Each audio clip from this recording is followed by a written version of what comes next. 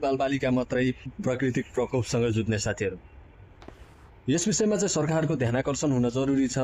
आखिरी यस्ता ठाउँहरूमा, यस्ता बाढी पहिरो आउने ठाउँहरूमा राम्रो पुल बनाएर हुन्छ कि राम्रो बाटो बनाएर हुन्छ कि बालबालिकालाई बचाउनु पर्यो साथीहरू। स्कुल जाने बाटो चाहिँ